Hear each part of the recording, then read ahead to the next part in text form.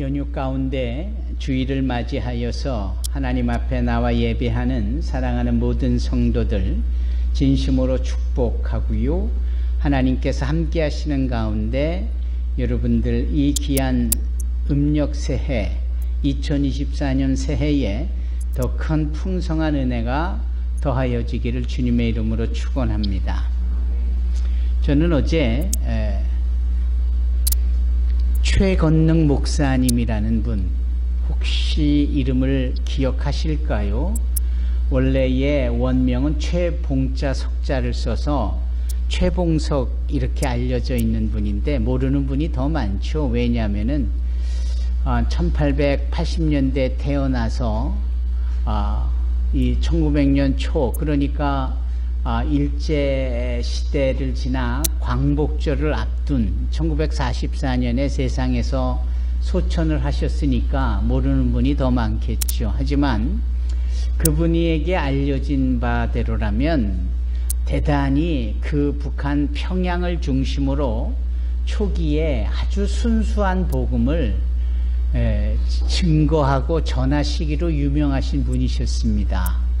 그래서 말씀을 전하실 때 기사와 이적이 표적이 기적이 따르다 보니까 그에게는 권능이 항상 그림자처럼 따른다 해서 별명처럼 주어진 것이 권능이요. 그것이 이름처럼 최권능 목사로 알려져 있습니다.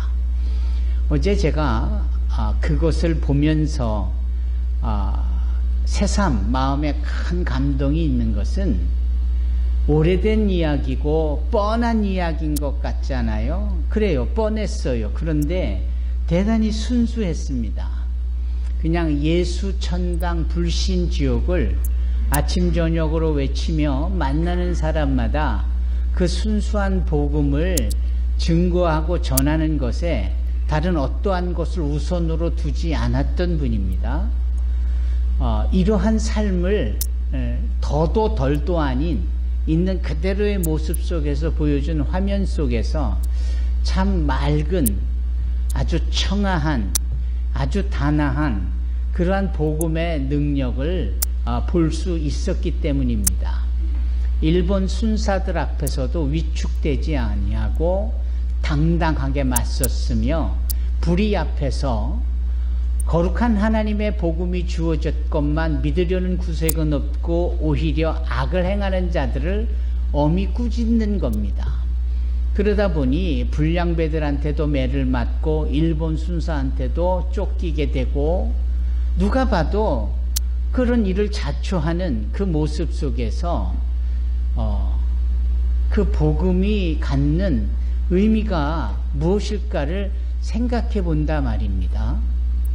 오늘 본문의 말씀, 이 로마서를 기록한 사도 바울 입장에서 보면 이 로마서는 로마에 있는 크리스천들에게 소위 복음의 능력이, 복음의 의미가, 복음의 가치가 무엇인지를 잘 풀어서 기록한 서신서인데요.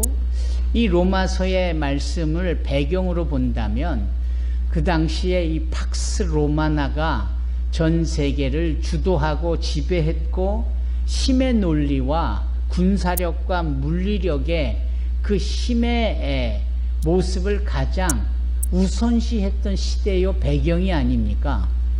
그런 배경과 그런 힘의 철학 앞에 알듯 말듯한 들어보나 들어보지도 않았거나 저 식민지하에 있었던 저 유대 땅, 그것도 갈릴리라는 잘 알려지지 않은 시골 촌동네에 그저 한 30여 년을 그곳에서 쭉 자라온 어떤 이가 하늘의 비밀을 말하고 하늘의 말씀을 전하는데 이것을 복음이라고 말하며 증거하고 전하는 이 바울 입장에서 보면 그 로마의 물리력과 철학 앞에서는 이 복음이 정말 아무것도 아닐 수 있는 것이고 부끄러울 수 있는 것일 수 있는 겁니다. 그렇지 않습니까? 그 당시에 예수라는 분을 누가 알겠으며 그 당시에 이 식민지에 있었던 이 유대 땅이 뭐 그리 대단하게 보였겠으며 그 가운데 그냥 호숫가에서 어부들이 물고기를 잡으면 하루 배불리 먹을 수 있는 것이고 못 잡으면 잡을 때까지 굶어야 하는 뭐 이러한 처절한 삶 속에 있었던 사람들 속에서 나타난 일들을 증거하는 게 뭐 그리 로마의 관점에서 보면 대단했겠느냐고요. 그런데 그 대단해 보이지 않는 것에 대하여서 오히려 사도 바울은 무지무지하게 엄청나게 위대하게 대단하다라고 풀어서 설명한 서신서가 바로 로마서인 겁니다. 이런 점에 있어서 오늘 본문은 우리에게 시사하는 바가 큽니다. 각 가정에서 지방에서 오가시며 또 1층에서 예배드리는 분들 모두가 다 분명히 알아야 될 것이에요. 우리가 지난주에 새해 들어 33일 동안 특별 새벽 기도회를 선포했고 각 가정에 주시는 말씀을 한 절 한 절 매일매일 순서에 맞춰서 적용해가며 축복을 했을 때 요한계시록 21장의 말씀으로 우리가 그 공식적인 마지막 가정해 주시는 말씀으로 정리를 할 때 그 내용이 이기는 자에게 주시는 하나님의 복이라는 제목으로 이은희 집사의 가정해 주시는 말씀이었잖아요. 그 이기는 자에 대하여서는 이미 요한계시록 2장과 3장에 나타난 7 교회에 대하여 반복적으로 이기는 자 7번을 강조하시며 교회가 크든 작든 많든 적든 옳든 그르든 이러한 상황 속에 그 이기는 공통적인 목표치를 두어서 모든 교회가 이기고 모든 성도가 이겨야 됨을 강조한 그 요한계시록의 말씀의 끄트머리에 21장에 이기는 자에게 마침내 하나님께서 어떤 상급을 주시고 어떤 복을 주시는지에 대해서 말씀하고 있지 않습니까? 이제 이런 점에서 우리가 분명히 알아야 될 게요. 여러분 성경의 요한일서 5장 4절을 보면 요한계시록을 기록한 사도 요한의 또 다르게 기록한 책인데요. 요한일서 5장 4절에 보면 무릇 하나님께로부터 난 자마다 세상을 이기는 자라 이렇게 말씀합니다.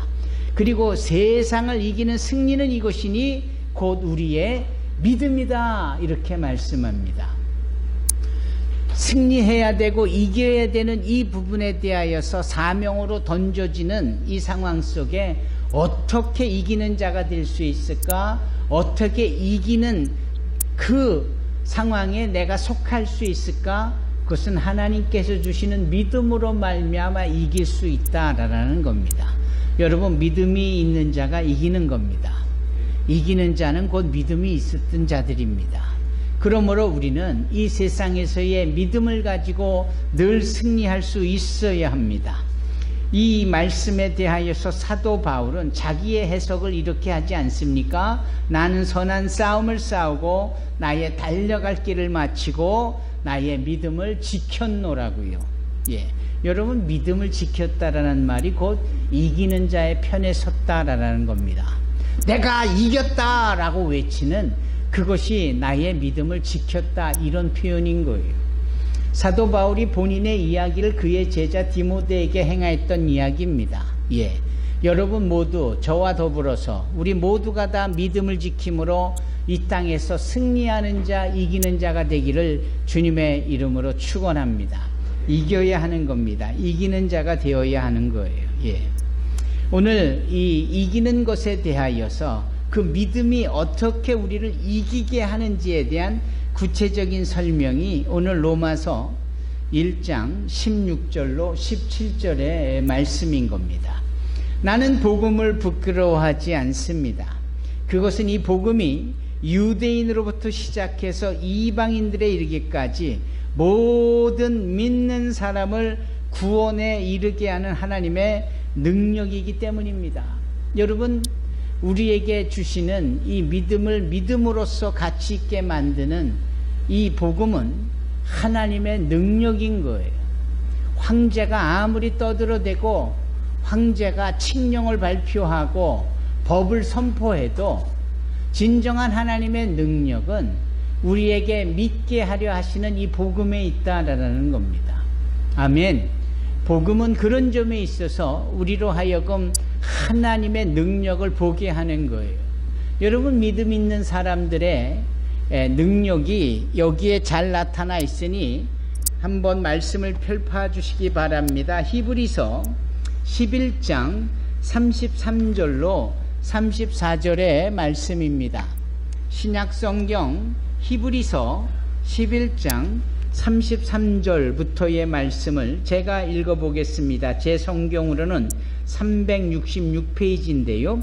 그들은 믿음으로 나라들을 이기기도 하며 의를 행하기도 하며 약속을 받기도 하며 사자들의 입을 막기도 하며 불의 세력을 멸하기도 하며 칼날을 피하기도 하며 연약한 가운데서 강하게 되기도 하며 전쟁에 용감하게 되어 이방 사람들의 진을 물리치기도 하며 여자들은 자기의 죽은 자들을 부활로 받아들이기도 하며 또 어떤 이들은 더 좋은 부활을 얻고자 하여 심한 고문을 받되 구차히 풀려나기를 원하지 아니하며 또 어떤 이들은 조롱과 채찍질 뿐 아니라 결박과 옥에 갇히는 시련도 받았으며 돌로 치는 것과 톱으로 켜는 것과 시험과 칼로 죽임을 당하고 양과 염소의 가죽을 입고 유리하여 궁핍과 환난과 학대를 받았으니 38절 괄호 안에 있는 내용을 함께 읽어보십시다.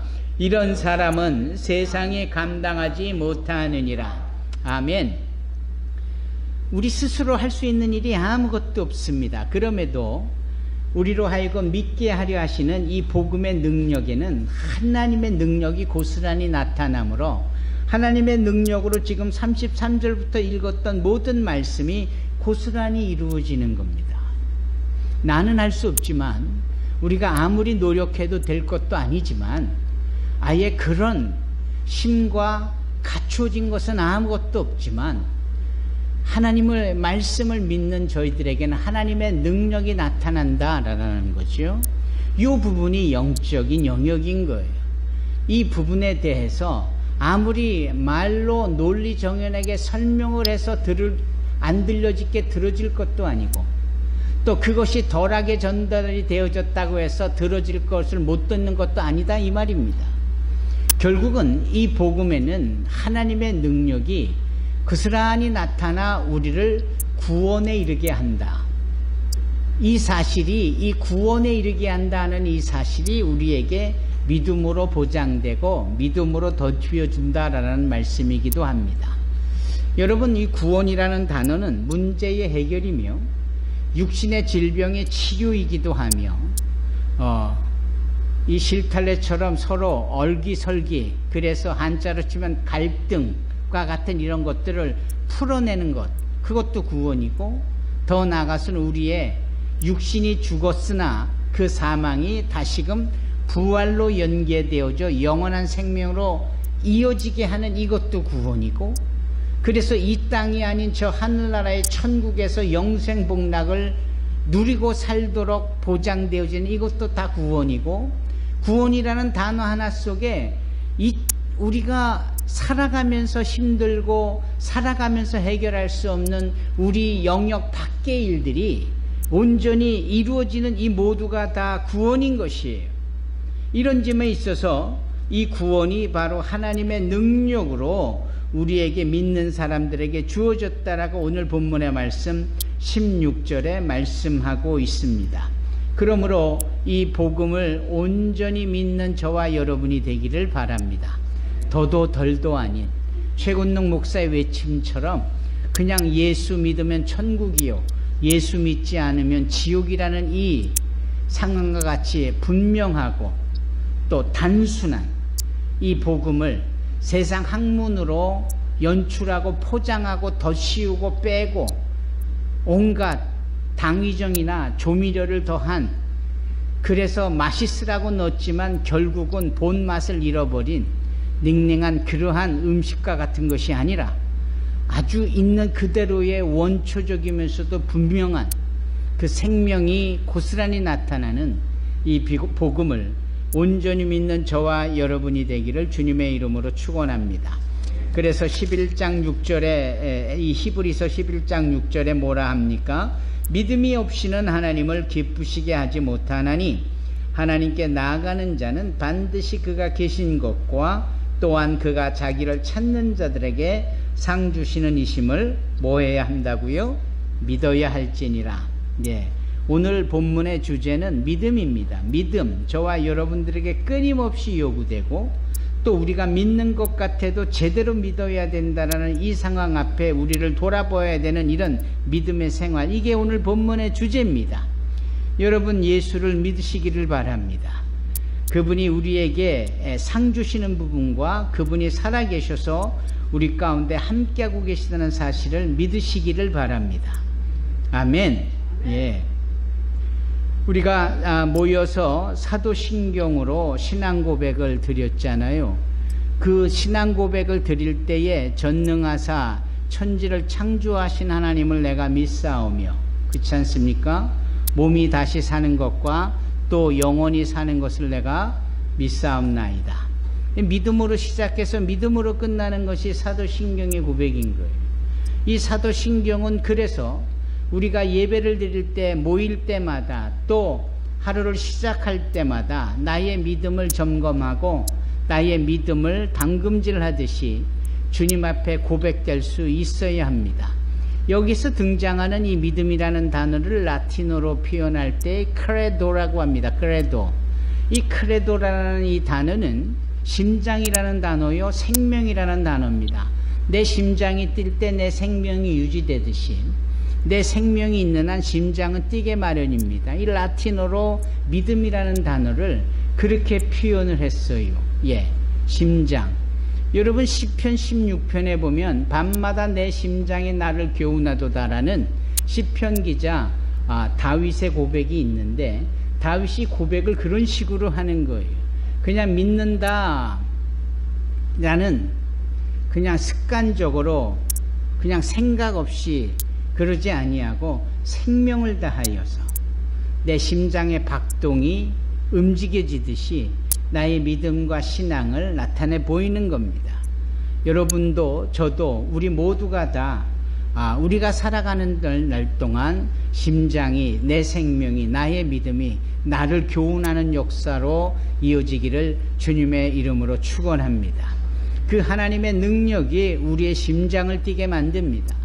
그 하나님의 능력이 우리를 어떤 순간에도 내버려 두시지 아니하고 구원하여 주시듯 그렇게 능력을 우리 가운데 내어 보여주십니다. 아멘. 그렇다면은 또 하나님의 능력 외에도 이 복음에는 무엇이 나타날까요? 적용 부분의 두 번째 나타난 내용처럼 복음에 나타나는 하나님의 의를 우리가 보게 됩니다. 17절에 뭐라 합니까? 이 로마서 1장 17절, 하나님께서 주시는 의가 복음에 계시되어 있다. 여기서 의라라는 것은 하나님께서 우리를 인정해 주시는 거예요. 하나님께서 이 영혼은 괜찮아, 나의 자녀야, 내가 택한 백성이야, 나의 구원을 받은 나의 자녀들이다 라고 인정해 주시는 것이 그게 의입니다. 예. 그걸 왜 의로 표현할까요? 예, 전지전능하시고 온 세상 우주 삼라만상을 창조하신 진리이신 주님은 어제나 오늘이나 영원토록 동일하게 변함이 없으신 분 아니십니까? 인생이 아니시라 시건치 아니하시고 그분은 너무나도 신실하신 분이라 하신 말씀을 반드시 지키시는 분 아니십니까? 그런 하나님이시기에 그분만이 기준이 되고 오롯이 진리일 수밖에 없는 겁니다. 그런 진리이신 주님께서 인정해 주시면 크게 진리이신 주님 편에서 옳은 거잖아요. 그렇지 않습니까? 거룩하신 하나님께서 이거는 됐어 라면 된 겁니다. 이건 옳은 거야 라면 옳은 겁니다. 이 자는 구원받은 거야 그럼 구원을 받은 겁니다. 그게 옳을 의자를 써서 의롭다, 하나님께서 인정했다, 하나님께서 좋다라고 평가해 주시고 검증해 주신 것을 의미한 거예요. righteousness, 그게 바로 옳다, 의롭다. 하나님의 복음에는 이렇게 의롭게 하시는 하나님의 인정함이 나타나는 겁니다. 믿음은 들음에서 나며 들음은 그리스도로 말미암는다 라는 그 말씀을 통하여서 우리의 믿음이 생길 때 그 믿음은 그 말씀, 복음 안에 있는 하나님의 의로 인하여서 우리의 믿음을 촉진하고 점화하고 더 활활 불타오르도록 한다, 이런 말씀이기도 한 거예요. 그런 점에 있어서 하나님께서 주시는 의는 다른 곳이 아니라 복음에 계시되어 있습니다. 어디에요? 복음에. 여러분들의 휴대폰이나 네이버나 뭐 구글이나 이런 데 있는 게 아닌 거예요. 괜히 옆에서 사람들에게서 어떤 옳다라는 것을 인정받기 위해서 애쓰시지 않으셔도 됩니다. 여러분들을 옳다라고 인정할 그 사람이 옳지 않으면 여러분들도 옳지 않게 되는 거예요. 옳지 않은 자가 옳다라고 여러분들을 인정한들 그 옳은 것이 과연 지속성이 있겠습니까? 객관성이 있겠습니까? 그렇잖아요? 그런 점에서 위로부터 내려지는 그 하나님의 옳다라고 여겨지시는 것을 우리가 힘입어야 하는 겁니다. 오직 말씀에서만. 아멘. 그러므로 하나님께서 주시는 의가 복음에 계시되어 있다라는 거죠. 예.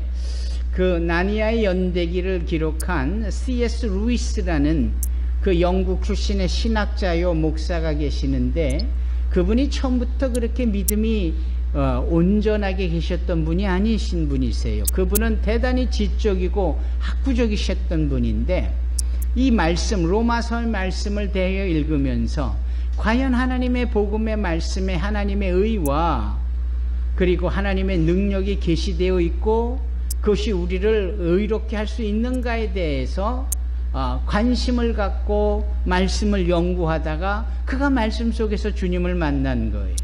그가 말씀 속에서 하나님을 의롭다 여김을 받는 그러한 구원받은 백성이 스스로가 되어진 것이기에 그가 그것을 좀 더 멋진 많은 사람들에게 읽히게 하려고 쓴 책이 바로 나니아의 연대기예요.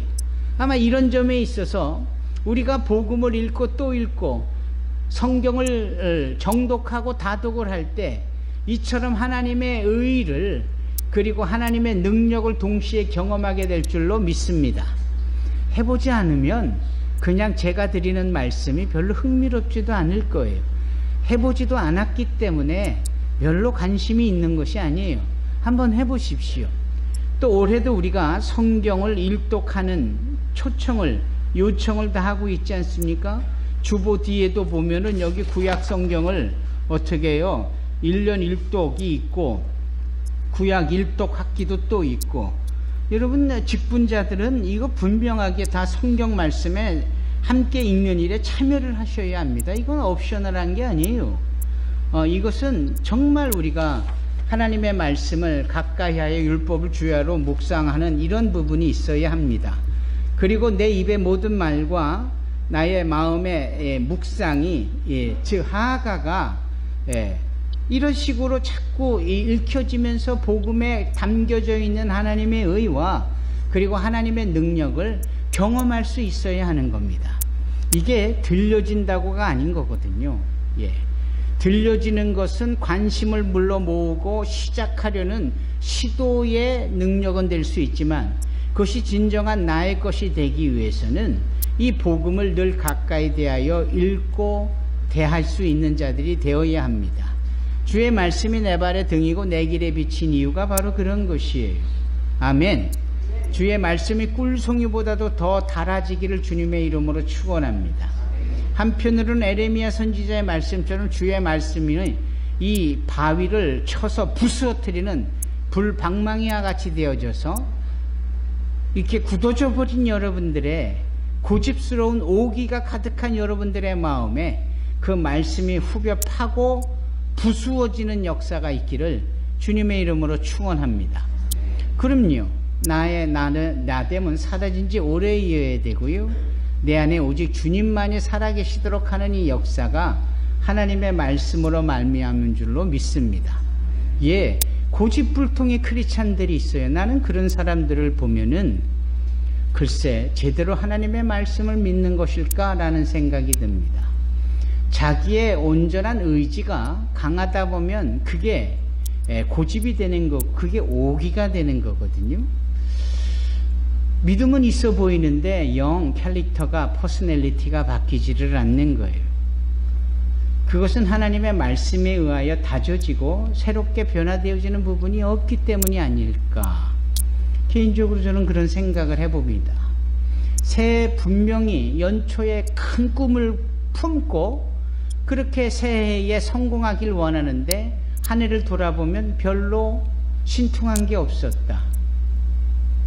아마도 그 살아있고 운동력이 있는 말씀 앞에 그 복음이 가지고 있는 하나님의 능력과 하나님의 의의를 실체적으로 내가 받아들이지 아니해서 된 것이다. 여러분, 이 부분을 우리가 분명히 해둘 필요가 있습니다. 이건 학식으로, 논리로 또는 열심으로 될 일이 아닌 거예요. 이 복음을, 순수한 복음을 받아들이고 읽고 가까이 하고 복음에 이끌려내주는 사람들이만이 누릴 수 있는 하나님의 능력이고 하나님의 의인 겁니다. 아무쪼록 오늘 이 자리에 모인 저와 여러분들이 이렇게 하나님의 능력과 하나님의 의의를 경험할 수 있기를 주님의 이름으로 축원합니다. 여러분, 우리 요한복음 15장, 제가 조금 아까 읽은 말씀에 보면은 뭐라고 말씀이 되어 있습니까? 포도나무와 가지에 대한 이야기인데 우리가 그 주님 안에 머물러야 하는 거 아닙니까?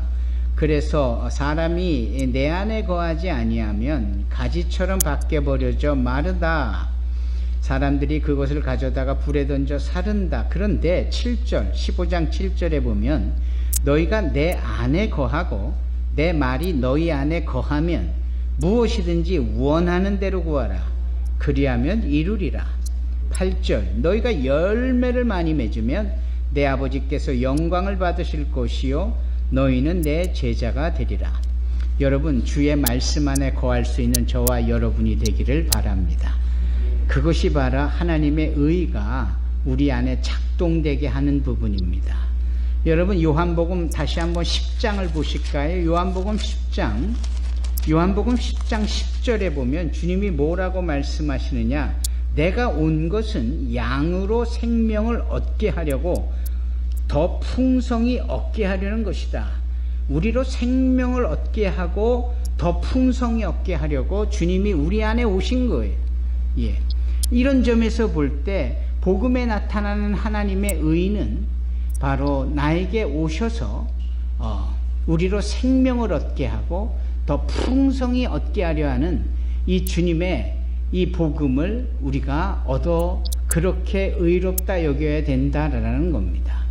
여러분, 구원을 주시는 하나님의 능력과 복음 가운데 나타내는 하나님의 의를 동시에 받아 누릴 수 있는 저와 여러분이 되기를 주님의 이름으로 축원합니다. 세 번째, 의인은 믿음으로 말미암아 살리라 그랬습니다. 여기 의인은 믿음으로 말미암아 살리라. 이 말씀은 이미 아브람 때부터 또 하박국 선지자로부터 그리고 여기 사도 바울이 기록을 한, 그리고 야고보서도 기록을 한 그 내용인데요. 의인은 믿음으로 살 수밖에 없는 것이에요. 어떤 사람이 주님 앞에 와서 묻습니다. 제가 어떻게 하면 영생을 얻을 수 있을까요? 관심이 있는 거죠. 어떻게 하면 행위에 초점을 맞추는 이 내용 앞에 믿음은 그런 게 아니잖아요. 알면서도 하지도 않는 이 부분 앞에서 주님이 또 다른 차원의 역사를 당신의 십자가상에서 보여주는데, 누가복음에 따르면은 주님이 이 십자가에서 고난을 받아 거의 거반 죽어가실 쯤에 한편에 있는 강도가 그 주님 앞에 주여 선생님 나를 기억해 주십시오. 그래서 나로 하여금 주님의 나라에 들어갈 수 있게 해주시옵소서 요청을 하는 장면이 나오죠. 그때 주님께서 느닷없이 이 강도에 대하여서 나와 함께 낙원에 있을 것이다. 그러면 평생을 선행을 했다라고 생각하는 사람이 있었던가 반면에 평생을 죄만 짓고 있었는데 마지막이 다른 거예요. 평생 선행만 하던 자는 정작 그 믿음을 실천에 옮기라는 부분 앞에서는 발걸음을 옮겨버렸고, 평생 악만 골라 하다가 세상 속에 심판도 받아 죽게 되어질 자는 그 마지막 순간에 주님께 자비를 구하고 주님께 자신을 생각해 달라고 요청하는 장면에서 남은 이 땅을 떠난 내세에 있어의 판단과 결정이 달라지지 않습니까? 이것만 보더라도 이 믿음이라는 것이 정말 중요하구나. 행함은 그렇게 믿음 앞에 그 가치를 내세울 수 있는 것이 아니구나. 좋으면 얼마나 좋았겠고 악하면 얼마나 악했겠고. 그런데 주님은 인정하시는 유일한 것이 바로 믿음이요. 그래서 오직 의인은 믿음으로 말미암아 산다 하는 것 아닙니까? 여기서 의인은 아까 복음에 계시되어진 하나님의 의를 받아 누린 자가 의인인 겁니다. 그렇죠?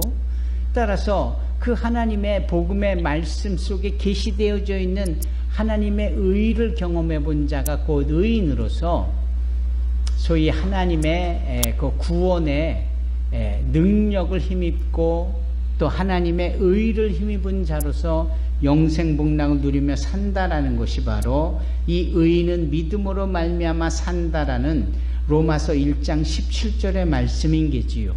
그러면 모두의 말씀드린 로마의 강력한 그 경제력 또는 군사력, 그 팍스 로마나적인 그런 상황 앞에 보잘것없어 보이는 저 유대 한켠의 갈릴리로부터 온 어떤 예수에 대한 이야기를 증거하는 이 사도 바울의 이야기는 아무것도 아닌 것처럼 보였지만 아닌 게 아니라 오히려 그 안에 하나님의 능력과 그 안에 하나님의 의가 있어 모든 사람, 즉 유대인으로부터 헬라인에 이르기까지 다 구원의 자리에 설 수 있게 하더라.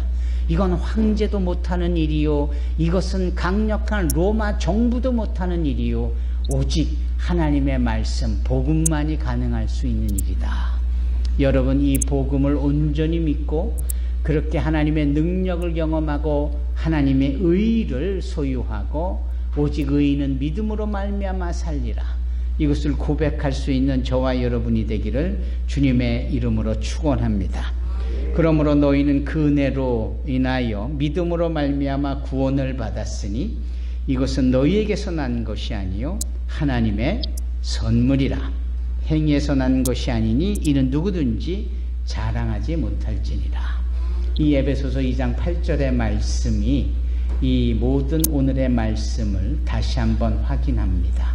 주님의 은혜로 사는 우리들, 그 믿음으로 인하여 구원의 자리에 서고 살아가면서 하나님의 능력과 하나님의 의를 소유하시기를 주님의 이름으로 축원합니다. 기도하겠습니다.